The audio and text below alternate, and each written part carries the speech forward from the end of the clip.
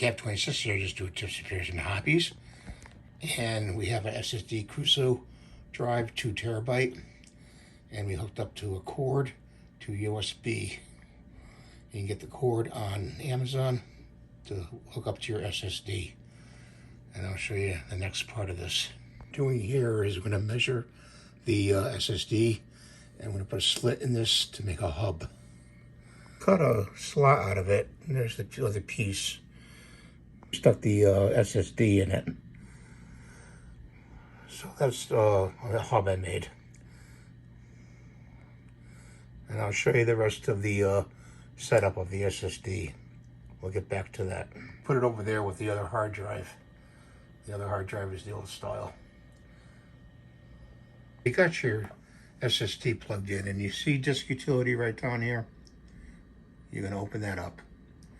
And in disk utility, you're going to look for the drive, the new drive. It's not going to be named. I already named it. Okay, I named it right here. Okay, and you go up to erase, and you erase it. You erase the new drive. Let it do its thing, and then hit done. Okay, and then you're going to name it, and then you'll be able to use it afterwards. Okay, so that's what I'll show you. If I have any questions on this, let me know. And we got this done, so let's close disk utility, and let's drop a file right here. And boom, it's being transferred over to the new SSD drive from the old drive. Right there, 44 items.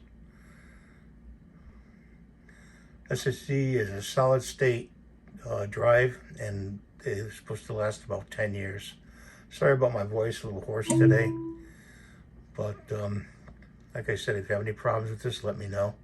I'll try to put a, what do you call it, in the description, instructions.